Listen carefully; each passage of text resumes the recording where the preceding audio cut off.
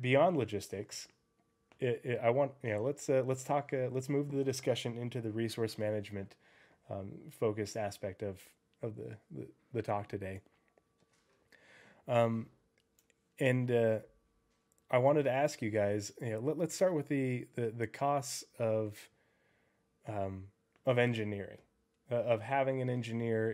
And what is the cost versus benefit of having an engineer with resource management on your larger ship? We know that they're using the Hammerhead as the sort of test bed for the resource management system. And so if we're using the Hammerhead as an example, what are the cost benefit? What's that cost benefit relationship look like for the Hammerhead? And before I'm going to have Attira start with this discussion. Before you do that, I just want to give a shout out because I've had Gruntling gave a sub to Velocity Raptor, I believe. So I really thank you for the sub, and thanks for gifting that. And then Engel Shatten SC donated $15 to stackup.org. And earlier Cromtac donated another $50 to stackup.org. So we started out with $65 on our campaign, and now we're at $130 donated to stackup.org. Last gulp. Yeah, last gulp. I have the bottle. Yeah, I was going to say I should have brought another one. Are you saying? Hey, thanks, guys. Thank you for your generosity. For your, I do need logistical support. Beverage support. Yeah. Yeah. You have a phone? Text the missus? No. All right. Train your dog to go get you a beer out of the fridge. I know, right? I know. Ghost Dog's been making a lot of appearances. That'd be amazing. Oh yeah, I see it like breach the background. It's great. I love it. Yeah. She's having a good time. She's watching TV. That's her window back there. Ah, okay. So yeah, I want to say thank you to everyone for the support, both the direct donations and the subscriptions. We really appreciate it. But yeah, Attira, what do you think the cost benefit is for having an engineer, say, on a Hammerhead?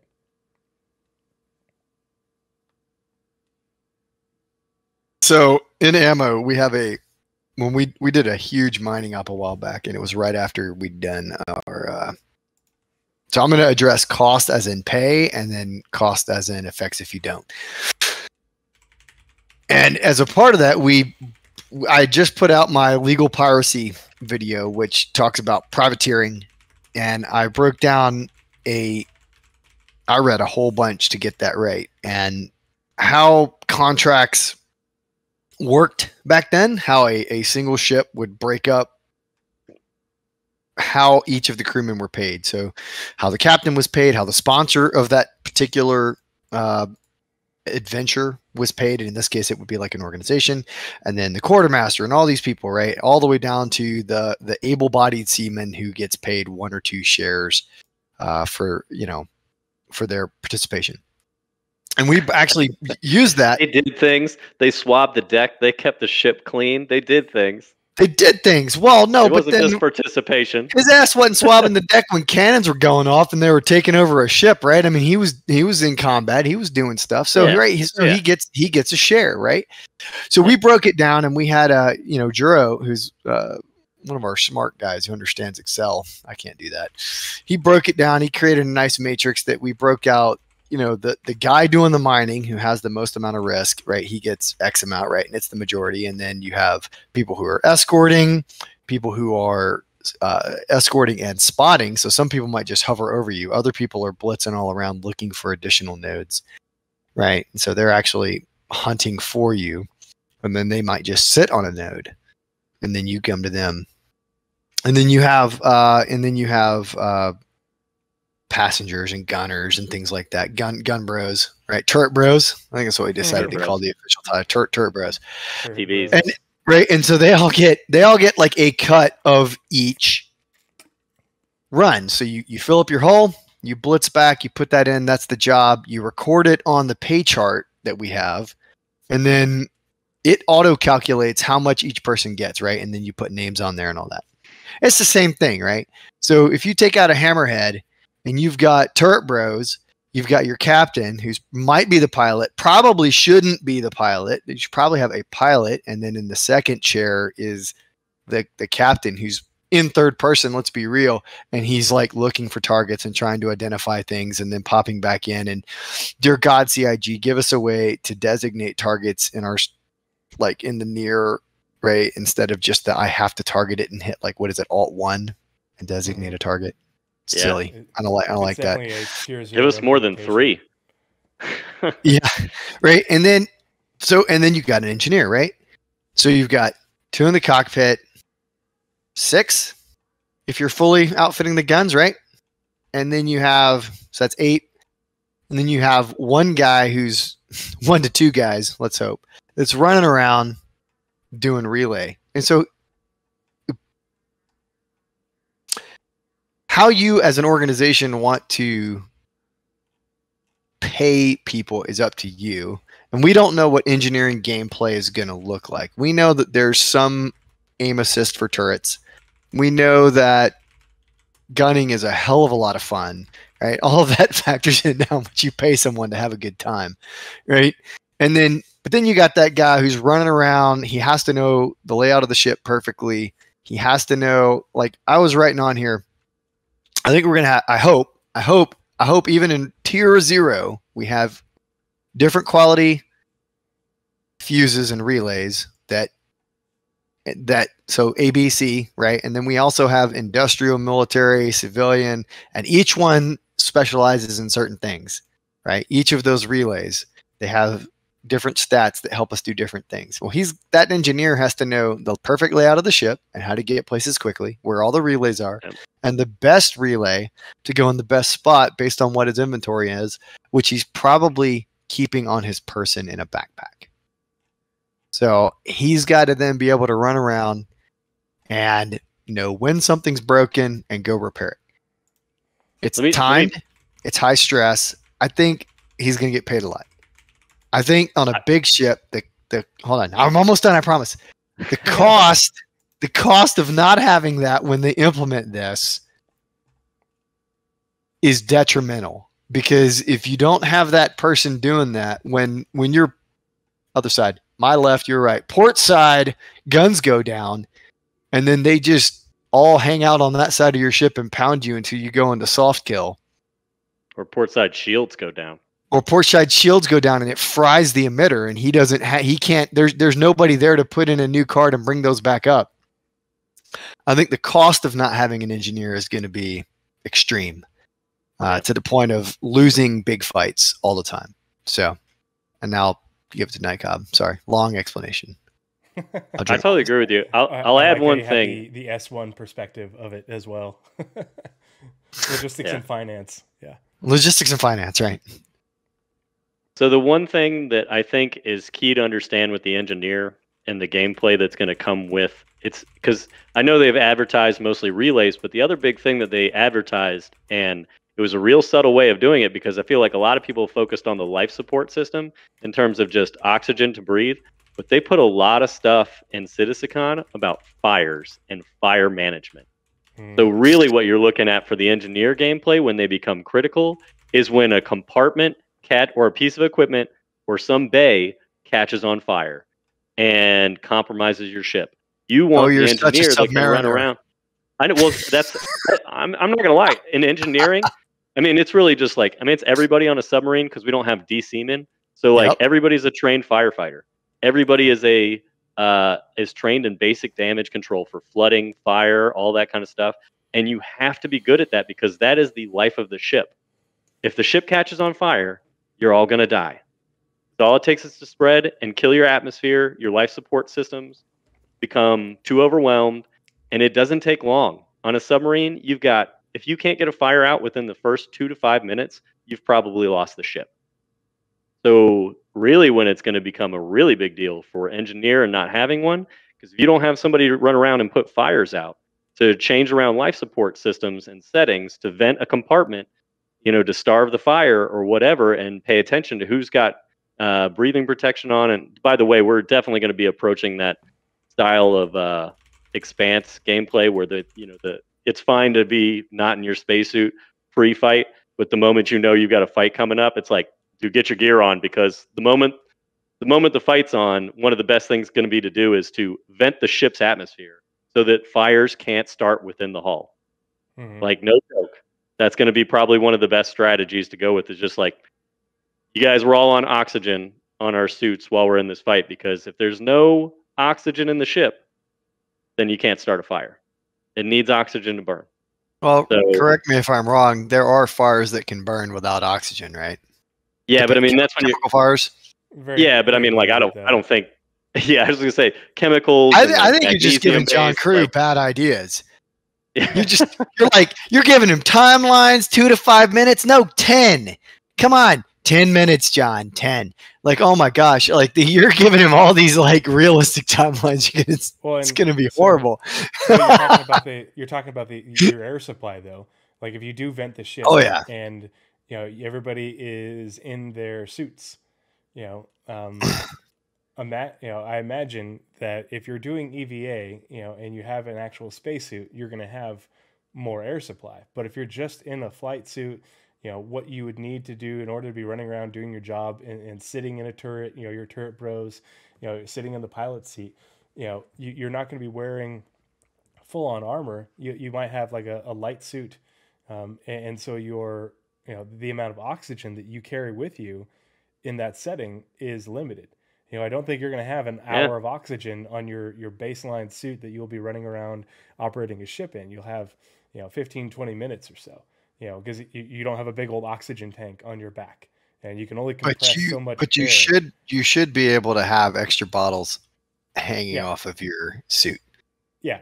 You'll be able to have, extra amounts, but you'll still be limited. So you not only you'll be able to vent the atmosphere in order to prevent fire from spreading, but you also, that's the risk benefit of, okay, we only have so much air attached to your suits, and we need to get this fight over with sooner rather than later, because we are going to start running low on air, especially like if you're the engineer or engineers running around doing damage control and your air consumption goes up.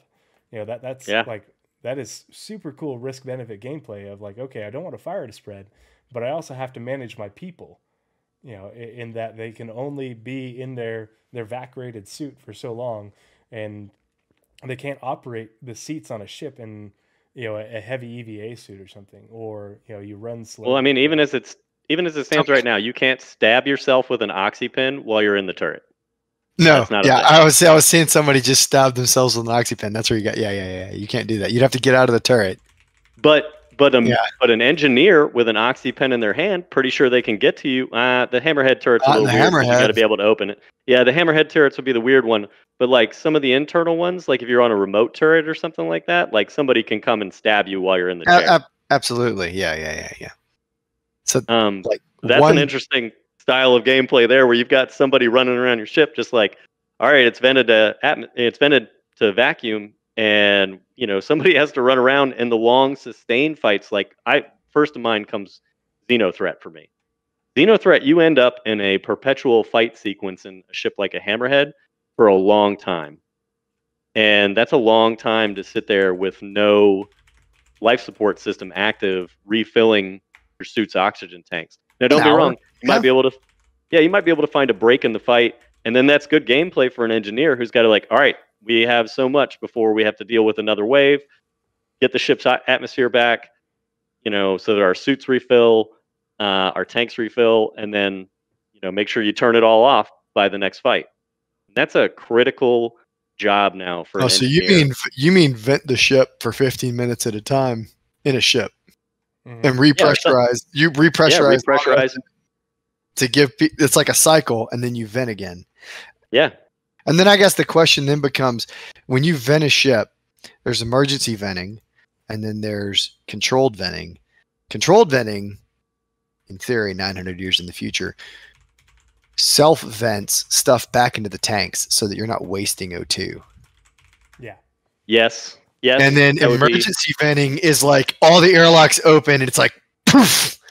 And woe be to the sorry sap who's not aware that you're about to do that and isn't sat down and like strapped in when you blow all the air out. It's explosive decompression at that point.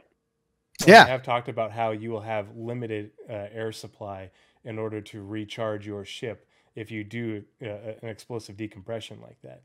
Whereas it will take longer for you to pump it back into storage tanks. But if you just vent really fast because you got ambushed or whatever, there it goes, and you can only refill your Atmo so many times. So that's a fun resource management then discussion, right? Mm-hmm. Do you have time? And it's all engineering related. Do you have time to pull in all the air internally so that it's effectively 0 atmosphere, but you don't lose any oxygen? Mm-hmm. Or, and that's like pre-fight prep, and as you said, Night Cobb, right? Anti-fire measures. Or you get ambushed because you're not paying attention, and you don't, and now you're on damage control. Yeah, you're either on damage control or you immediately vent air, and now you've got a cost because you vented air. And then, do I get to have extra oxygen tanks in my cargo hold if that happens? So what I would envision, somebody asked this in chat too, and I'll talk about real world real quick because they were talking about like where does the oxygen come from? Like on a submarine, right? It's a self-contained atmosphere. There's no, in general, once you're deep enough, there's no access to outside atmosphere. So we have things called oxygen generators. And the oxygen generators have an output volume, that you can use to store some oxygen in air banks. But for the most part, what I expect the resource management side of atmosphere control to be in terms of life support is it's not just enough to just pump fresh oxygen into a human living space. You have to scrub that atmosphere because we build up CO2 and carbon monoxide from equipment that operates and everything like that. You have to scrub that atmosphere to keep it sustainable for humans, in addition to provide it with oxygen. So, I mean, honestly, what we're looking at is what we call in submarines scrubbers and burners. Where watch Apollo 13. Yeah, exactly. Apollo 13 uses the same technology and stuff like that. Scrubbers and burners to basically maintain that atmosphere. Those are only good for so long, and they require maintenance, and they require new pieces and parts. So you've got to refill those, you got to reload those, and you've got to have those filtration systems for kind of a catch-all term. The basically stocked is being worked on right now. They've been mentioning it in the monthly reports. Yeah, they're almost done with that system. But yeah, if you imagine, if how bad would that be if your life support component takes a ballistic round through it and it's out.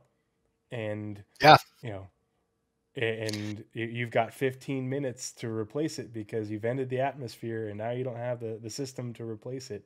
You have to go down to the cargo hold of your hammerhead, and get not all planets have friendly atmospheres, so just landing in the atmosphere is not necessarily a guarantee. Well, and this comes back to what is the engineer doing, right? So he's not going to be replacing major component items. And I think you're right, Nat. You said something like infrequently. Infrequently replacing whole units. You'll probably have some type of subcomponent that can be replaced to fix it, right? Or a mini game to rewire it. And that's what is going to truly make engineers valuable, is a guy who understands the mini game, can play the mini game, or is carrying a large backpack with an oxygen scrubber in the back and can pull it out and then and replace it in combat. And then we got to remember, the Carrack has a maintenance room with like a microwave thing that repairs stuff, which is amusing to me to no end. So ultimately, how fast does that work? I don't know. But can we pull apart, everybody goes on life support long enough for you to stick it in the microwave, let the automated system repair the part to baseline functionality, pull it out and go reinstall it.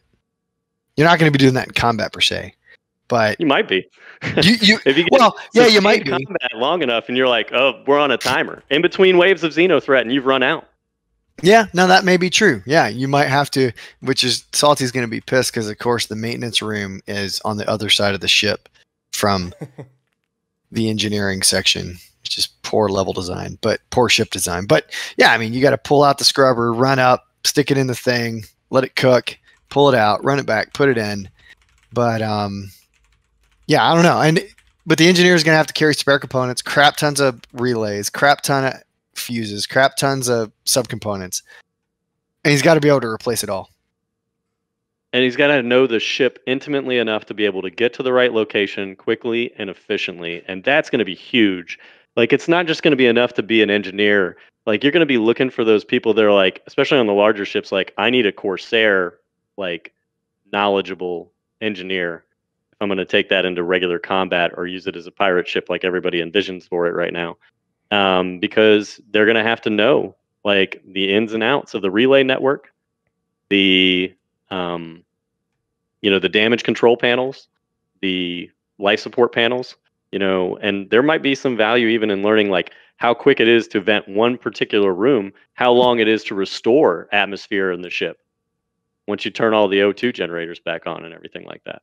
Yeah, understanding how to manipulate those systems that are on your engineering panel, because like the Hammerhead has a full-on engineering panel, and I imagine it's going to have like little apps that you can use in order to access life support, access power, access cooling, just like for your MFD, your MFD customization that you have on fighters now. You'll be able to pull up the different app in order to do the different things, but you'll have to, if you don't know the ins and outs of those systems in order to be able to do those tasks efficiently, you're not any good to anyone.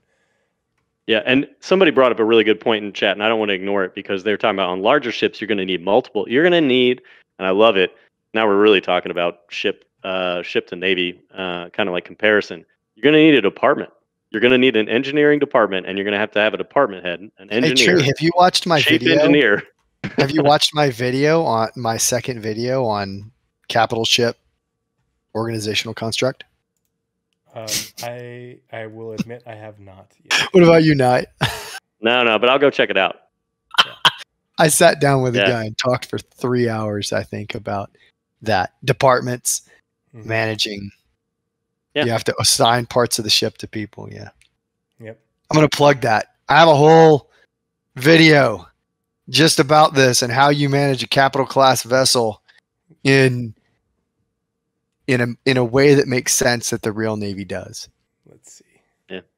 So I'll pull it up and I'll put the link in chat. It's the part two. Part one just talks about give me my battleship, which is going to be a battle cruiser. I know, whatever. Leave me alone. And then part two is all about how to make a ship like that run. Do you remember what it was called? I'm on your page right now. Oh, gosh. Soldier's Opinion, Capital Ships, part two. Something like that.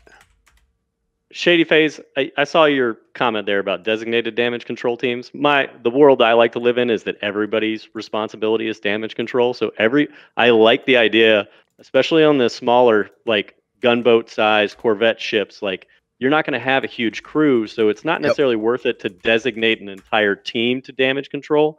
But I look forward to the day when everybody realizes in the Star Citizen universe, once fires come along, that everybody's going to have to learn some form of damage control and how to be effective at it in order to be successful on multi-crew ships. Medical works, right now, like I'm a 68 Whiskey Fox 2. I'm a flight paramedic. I'm as high as it gets in the medic world in the Army, but everybody, is running around with an infantry first aid kit. And so if you're a crew member of the ship, you should have like a basic, the absolute basics to, do damage control in your area. You may not be a specialist in the system like the engineer or have the dedicated tools for it, but at least if you have, a pirate, you know how to use a fire extinguisher, hopefully by that point. If you're the ship's captain, you might have it be a policy, just for your crew that says, hey, everybody will have a pyro multi-tool or whatever in order to be able to, do immediate damage control. Like, because I could see like an attachment for the pyro multi-tool for a fire extinguisher. You don't have the big one, you have the little one, or you keep a pyro multi-tool with these attachments so that way you can do immediate damage control while the engineer is doing the systems related stuff and then comes in to do the higher end. We've been talking a lot about damage, and life support. And I, again, shameless plug, I did a big old spectrum pulse scanner anomaly thing on Pathfinders about quantum travel and quantum drives. But what about performance in your ship as far as the engineering, gameplay, and resource management? I think we're all in agreement that on a large ship, mediums for, as well, there's room for an engineer, but especially when you get into the large ship category, what sort of performance enhancements, do you are you expecting from engineering gameplay as far as like rerouting power and coolant? Well, that's the first components. one. The first one you just said. Yeah. Well, rerouting power. But I'm going to start with Nightcub on this one. As far as rerouting power and coolant, to different components doing different things, that aspect of engineering gameplay, what sort of performance enhancements to your ship are you looking forward to? Or do you think we'll see? I think you, like you said, Attira, like the first thing is, if I want to divert power to shields, here's how I look at it. With the relay network, this is what I suspect, right? Electrical current works on the system of path of least resistance. Path of least resistance costs the least amount of power to supply a component. So an efficient engineer figures out the relay system to work for them in the sense that, okay, this is a combat heavy ship, weapons and shields. And if it's the, Hammerhead as the example, is like, I don't care so much that I have max power and efficient power to the engines, but I have efficient power to the weapons and the shields. And thereby, like those, so maybe like capacitor batteries restore faster, shields restore faster, or they, even if it's just that they take less fuel to power, your ship is more efficient while powering the weapons and the shields. That would be one aspect for the relay system. And the other primarily that I would think for like ship performance is I want the engineer on board my ship that has sat down with a spreadsheet, because I don't want to do it. I'm not going to lie. I was talking about this in my org the other day. It's like, I don't want to sit down with a spreadsheet to figure out what makes the Perseus like the best or maximum capability, maximum efficiency, weighs all the options of the subcomponents for all my shield generators, each weapon on board, the power plant, quantum drive. Here's what we sacrifice if we do this, but we gain this. I don't want to do that. I want it to exist, and I want to pay somebody that's like, you're my Perseus engineer. You are the one that maintains up to date on the latest subcomponents and stuff. And that way, when CIG releases like the next component, the next subcomponent, set of modules, all I do is I look to my engineer that I've been paying, that I have on retainer in AUEC, and like, should we install it? And they get to be like, no, I've already done the spreadsheet math and the testing. Not a thing. We're not doing it. Or it's, we need to upgrade now. To maintain competitive edge, we need to upgrade now. And that to me is ideal engineer related gameplay, on the out of game, which is, I think, the kind of a cool aspect. You build something that somebody sits down and says, all right, let me take all the metadata for Star Citizen and do all the analysis, and then provide that as expertise for value, both in game and out. And then in game, they're also the person that specializes in all that life support engineering gameplay that we just talked about, knows the ship upside down, like from back, stern to bow, and they are the ones that you can count on to basically maintain yourself peak performance and in combat in good fighting shape. Because the other part about this is going to be, by the way, it's not just about the optimization, just looking at spreadsheets of what you have for all components, because the idea is we're going to get to that point where we're in systems where our resources are limited. So the engineer then needs to be able to say, okay, well, we are out of this particular subcomponent, and normally I would restock it with this, but we don't have that available. However, this is available, and this will minimize the impact to our day-to-day performance. Or they understand that we have to replace it with a less desirable component.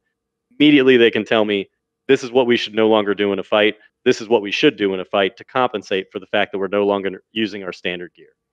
That's a huge sci-fi trope of hey, we were able to do this to achieve a 3% increase in thruster performance or what have you, or and then the inverse of it of we took damage to this and we only have X amount of power available to us, because the routing of the systems, and being able to do damage control, lead those issues is definitely engineering gameplay, but also you're managing the ship's systems.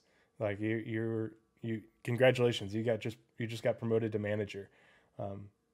That's a really interesting aspect of the gameplay, because it ties back into the logistics, because you're the engineer and the captain's like, hey, we're in the null system, and that last fight we lost this, and logistics gameplay. Okay, well, what do we have available at this station? We can make do with this. We won't have, we will have to reroute power from this to that, based off the situation, but we can make it work. Oh, that's super cool. That's because we didn't plan ahead to bring we didn't plan ahead to bring a replacement, or that was our replacement. Like that's cool as hell. And I think that's definitely something we're going to see, not in 4.0 and not with 4.0 level logistics and resource management, but in the not too distant future, because that's not something that CIG has to build into the game. That's player generated gameplay by being good at that and knowing that information, and that will your reputation will precede you. Somebody will give a review on Angie's List for you as a ship's engineer and start. Oh, you just gave Chris Roberts another bad idea. Well, they have a rep system, and that's the thing, is that's what I look forward to, is where you can, The A gang is run by an E4. Mm-hmm. Yeah, it is, and it's a mafia. The E4 mafia aboard your capital ship. See, it's E5 mafia in the submarine world. My answer to this question is far less sophisticated than Night Cops, because this is squarely in his bailiwick. I would just want faster shield recharge times and more thruster efficiency, or more thruster power.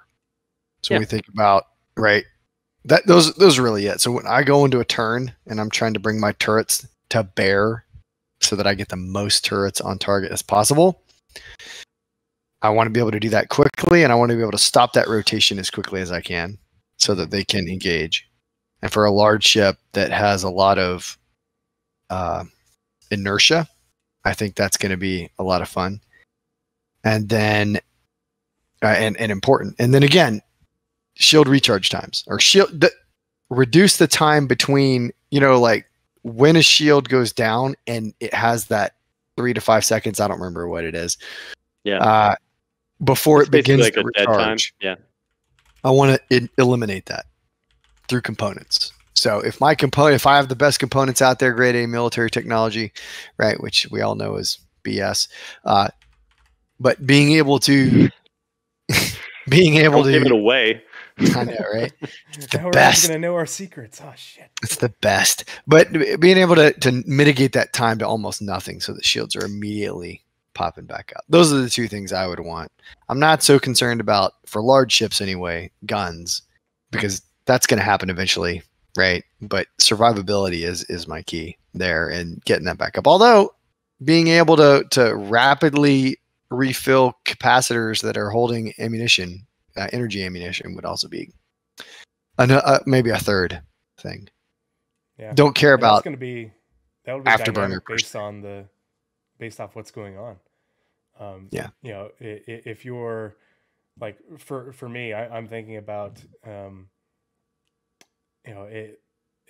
for, like, say it's logistics gameplay, and you are bringing in your M2 with 2 Nova tanks down onto the planet, and okay, we're not taking fire, we're bringing them here to stage them and everything, but with the atmosphere and the gravity on the planet, like, you could might tell your engineer, be like, hey, I need you to reroute power from shields. We're not too worried about shield recharge, but I need more thruster responsiveness, more power thrusters in order to get this thing safely down on the ground. Yeah. And because it isn't, the combat is the example that we always fall back on. But if you're in your Orion, when that comes out, and you're in an asteroid field, and there's all these little asteroids running around, you don't need, there's no way you're going to be able to maneuver fast enough, but you need, a greater shield pool, and recharge rate for, asteroids bumping into you, or, something like that. There's all, or, you're in pyro. We know the pyro flares are a thing, and, okay, we've got a flare inbound. We need to, move power away from weapons and thrusters and buff up the shields in order to not take, damage to, in order to not lose relays, because I could totally see that being a thing where if your shields are not powered up enough, you run the chance. It just gives you a probability of losing fuses in your relay system. And I hope you can just run though. If you run out system away from the star, I don't know if we're going to may not be convenient. No, I mean, but if you should have a warning, right? Stars just don't. Oh yeah, right? You'll usually a build up. Like, okay, so if you have sensors that give you a warning, you should be able to turn in quantum to a far point, or engage that sexy new quantum whatever we got going on, right? Boost. What is that? Boost, quantum right? Boost. When you shoot out, you're just getting away, putting as much distance between you and that as possible, because you may not be running shields designed to deal with flares. Yeah, I think the idea would be put something between you and yourself, or yourself and. Yeah, I love putting things between me and myself. It's fine. Yeah, sorry. Yeah, put yourself in an OM. Put the planet between you. Yeah. Or moon or whatever. Yeah. But you have to have a planet nearby to do that, and with the size of Pyro. Just tuck in behind the Carrack. Ha-ha! Yeah. Well, that'll and maybe if that might be a thing, if it's like, okay, well, the shields on the Carrack can take that, like something with a size 2 or 3 shield can take a solar flare, absolutely, but a Gladius can't. And it's like, all right, well, I'm gonna tuck in, behind the Carrack, a long line of ships. Yeah. Yeah. That'd be cool. That's good gameplay. I'm down. That would actually be great. AIG, make it happen. That would be great gameplay, because it would imply that the Carrack, because probably the Carrack's the only one with sensors to detect that. A large ship would be able to detect that. I don't know that a small ship would. It's not their focus. Maybe the Carrack can detect it farther out. Terrapin. Sure. Yeah. I mean, if a Terrapin is designed to see those types of things. Yeah. I mean, I don't know. It all depends on the radar. When I do my, I'm gonna, yeah. Last question before we wrap up the podcast, and this is related to what's coming out with 318, which we just got this update from the cargo Q&A, and they talked about the soft kill system. So if you haven't heard about that, hop in my Discord and we'll get you filled in. But with the soft kill system, do you guys think that either in 318 or in the near future, we will be able to, if they're giving you the faux version of the relays are down, your ship is disabled, do you think that we'll be able to repair our ships in order to faux replace those relays in order to get back in the fight? Or do you think it's a one and done? I think it's one and done. You think so? Yeah. I think that's what it will be. I think that's what it will be. Yeah, I think that's what it will be. I don't want it to be that. Yeah. I hope the soft kill system is quite literally that. Until they get sub-component targeting and like components are a thing that you can take down, I just don't see soft kill being anything other than the equivalent of they destroyed your power plant, you are a husk, you are dead in the water. Percentage there based? Is no power. Percentage based. Yeah. Percentage based. I would love for them to just say that when you get a soft kill, like every relay in the ship goes out. Yeah, right? That's fine. So the whole ship between the power plant and the whole thing gone. And so you need something, I don't know, on a big ship, maybe 15, 20 relays to get the ship back up and going for a small ship. Yeah, and then it's a matter of prioritization about what you get back first, where you put the relays, and that engineering knowledge is going to be huge at that point in time. That's to what know I would which like. relays need to go back in first. Yeah, yeah. That's what I would like. We blew a relay on deck 3, but life support, the engines. The soft kill is, you had a catastrophic power system failure due to it taking too much damage. You had feedback throughout the system and overload essentially. Yeah, yeah, current spikes. Yeah. I don't think that's what it's going to be, though. We will get that part of the resource management a lot sooner than people think.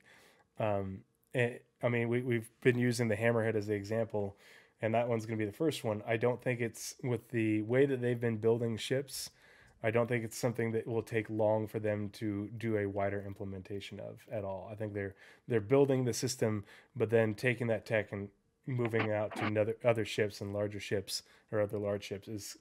It isn't you have to rework the entire ship. It's this is where this is going to go, and then now we have the component and we just swap it out and the design, it'll be ready to go. Because that system was built for the Hammerhead, with the Hammerhead in mind, like 5 years ago. All the ships, since then and probably even before then, have been built with this system in mind. They just haven't had the relay component, thing working, but the systems are there. And so it's more of we're going to test it out at this tier 0, tier 1 level, and then we'll be doing what we need to do, a little bit here and there for ships to get it working. But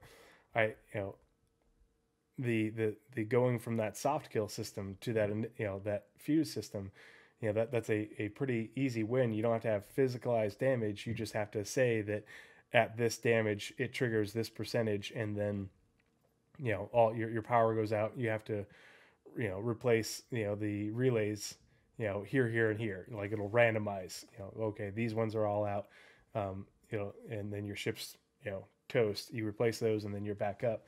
But, in the meantime, you've got boarders or whatever, coming after you. Yeah, and that's what I think is like going to be relay great. replacement while borders are happening.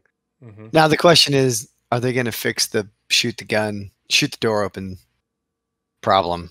Well, they said I don't know. The doors unlock. All doors open. Yeah, all doors unlock and open now or at least unlock. If you lose on a soft kill? Yeah. Yeah. Oh, well, okay then. I didn't hear that. That's amazing. Yeah. Yeah, they're working on a mag lock system. So you need power for the mag locks. That's where it should be. Absolutely. I mean, for now, right? Yeah. I think for ships that have multiple power plants, it should be a lot harder, and maybe the locks should be the last thing to go. But yeah, absolutely. If you got a one power, having it so that you don't have to blow the door, you can put the thing on there that forces it open. Like, it doesn't have yeah. Jaws of life, baby. The mag locks are dead, but the door is closed, and you have to the door has to pry itself open. But once it's open, it's open. It's open, yeah. Magnetic jaws of life. But in the meantime, set it on there, cranks it open. They're unlocked, and so you can have borders. And so it's a stepwise system. But this first step is a really good step, and I don't think that second step is that far off. But the fact that we can soft kill ships with players in them, and borders can come in and take your stuff. And my big thing is, though, it all comes back to, I hope if I kill all the borders, I can get my ship going again. Which is why I hope it's like relay burnout. I hope it's like the reason you'll eventually get that, but you're not getting it with this first iteration. I don't think you are either. I think you're absolutely right. I just hope that eventually it's something like relay burnout and the whole ship's down, and I can go through with my 10 relays on my Carrack and fix my ship and fly away if I kill all the borders. The other thing I would like to do, if your security team keeps them busy for long enough while you're doing it, and you fly away and take them with you. The other thing is they need to fix the comm situation on the ship, right? Just because a person enters your ship, this is a tangent, but it's important to the process. They shouldn't naturally be on the ship intercom system. Right. So, right. Because that's how you know when you've been bored is when you see somebody has joined the chat, the Carrick chat. Somebody has joined, Hammerhead chat. And you're like, oh, somebody just came on the ship that they weren't supposed to. If you're paying attention and you see that, right now, there's somebody on your ship. That happened to us once on the Carrick, and the guy was hanging out on the very top deck right outside the airlock that runs off onto the top deck of the Carrick. And he was just hanging out there, riding along, having a good time. We had to go find him and shoot him. But that's got to go away, right? You don't, just because somebody should be able to, more to the point, the player should have the agency in their own internal comms to not join network comms via Bluetooth every time they get on a ship. Yeah. Right? Your phone doesn't naturally link into every Wi-Fi. Should not naturally link into every Wi-Fi system that it comes across. Some people who don't do that stuff you get on a plane, and then all of a sudden, like 4 people's, headsets are trying to connect to my phone, and it's like, right? No. So you shouldn't. The pirate would not internally want to connect to your ship's internal comms necessarily, because that means that now that rightly so trigger somebody saying this person's joined your ship, your channel. They should be able to clandestinely board your ship, and you don't know when it's coming. You may, because you are probably looking if you've gone to soft kill and you're being able to see that, but it shouldn't be an immediate this guy's, Night Cobb has joined your channel. You're like, oh, great. Oh, I got to go kill Night Cobb now and then replace all my relays. So just a thought, separate from resource management. That's a problem. Closing comments, and I'll let Night Cobb start out. Anything else you wanted to add for what you were, any last minute thoughts on resource management or logistics before we close it out for today? No, I don't have any thoughts anymore on that in the interest of time. I will say, I've been meaning to tell you, Attira, I love your shirt. Thank you. Really enjoy it. Yeah, I was laughing at it actually early in the podcast when I finally got a chance to read it. I was like, oh, that's a good one. I got to get me one of those. There you go. Other than that, yeah, nice. Yeah, Thursday's not great. No. Just another plug for your charity though.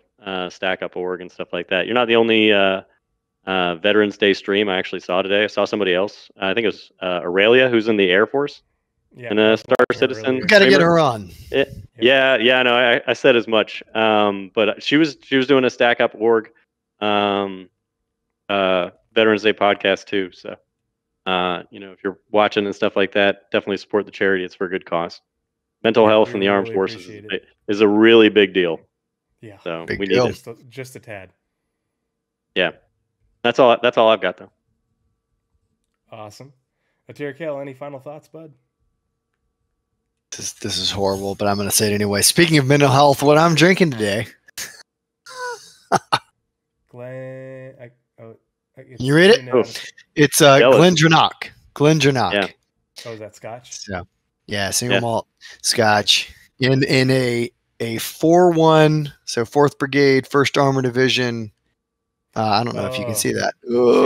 Scotch out of a Highlander glass. I like out of a Highlander brigade. We were the Highlanders. There's a whole story. Maybe one time I'll tell you guys about how my experience in that brigade.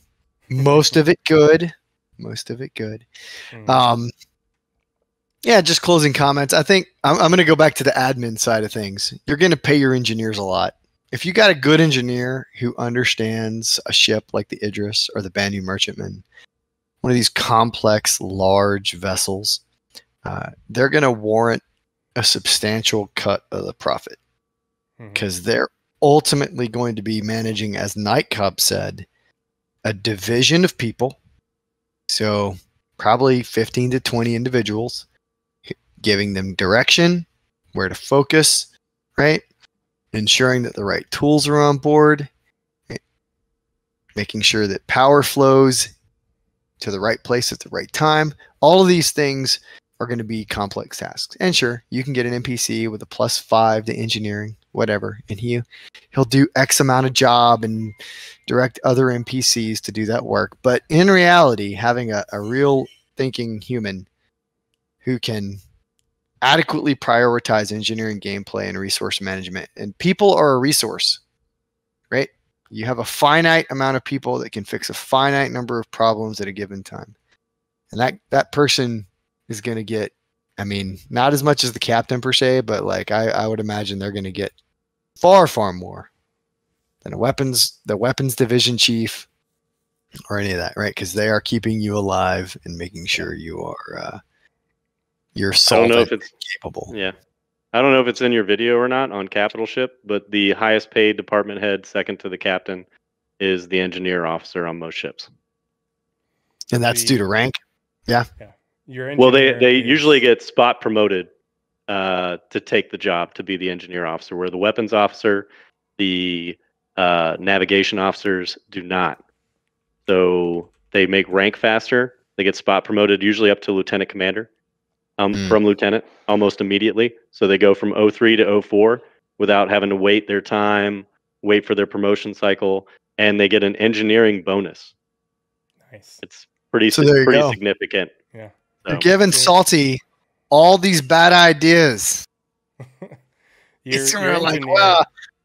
I got all these force multiplier on your ship. Yeah. He will be. I think he will be. So just keep that in mind. If you're watching this on VOD later, as relay gameplay comes on, the guy running around your ship fixing your ship, he should probably get a pretty good cut of the profit. And that'll be my last word. Well, I don't have any closing comments on the two topics. I think we covered them pretty well. I think I did a little bit better of a job keeping us on task, and we're a shorter episode today, so we're getting there. The goal is to keep us on topic for 40 minutes to an hour, and keep it concise so I can break it up into separate videos. But yeah, just don't mind your flight medics, LOL. Yeah, because that's me. I'm the flight medic. I got my medevac hat. But yeah, before we go, just want to remind everyone to, if you're watching this on YouTube or what have you, and if this is your first time hanging out with us, watching the stream, please give a follow, like, and subscribe to help the channel to grow, because helping my channel to grow helps charity, and that's the whole point of all this, is having fun while helping charity. Check out both of these guys, Nightcobb and Attira Kell, on their content, which will be linked in the description below. And if you're watching me live right now on stream, in a couple hours I will be back, and we're doing our first co-op game night. Nazarus and Brennan G are going to be hanging out with me. We're going to play some Osiris New Dawn, which is a space-based survival game. Playing that live on Twitch, having a good time. And if you join me on co-op game nights, or if you watch live on Twitch, you can enter into my giveaway, where I will be giving away a copy. Whatever, if you win the giveaway, you get to choose which game you want a copy of from Steam, of our co-op games list in my Discord. So if you want a chance to win a free game, something that we'll be playing co-op online together as part of my community, come give it a watch, hang out with us, and maybe you'll find that you like the games that we're playing and you want to join us and buy them yourself. But yeah, thanks again for joining us, and we will see everyone again soon for episode 3. We're already in the planning phases of that, and again, I want to thank everyone who donated, subscribed, all that. Appreciate you guys. You guys are the real ones. And thanks again to Nightcobb and Attira Kell for hanging out with me on this Veterans Day. Really appreciate you guys. Yeah. Right. Can I make one more plug? Oh, yeah. As an apology. A Soldier's Opinion, EW. It's coming. Last week, I sat down with a B-52 EWO operator who served in Shield Storm. And I also sat down with a EA-6B Prowler EWO who operated during the last 20 years. I mean, she's still active duty. So they've given me some valuable insights. I have like 8 pages of notes and something like an hour or 2 of recording. So that's coming. Next week, I'm going to try and finish the script and record while I'm on temporary duty away from my family, and expect that in the next month. I should have it out by the end of November. So awesome. That was a solid and well thought out plug. I just want to let you know. Thank you. Sorry, quick tease. Well, that's all we've got for today. I actually look forward to it. I want to watch that one. Thanks for joining us live. Thanks for hanging out with me, guys. And we will see you in the next one. 07. Yeah. See you guys. Bye.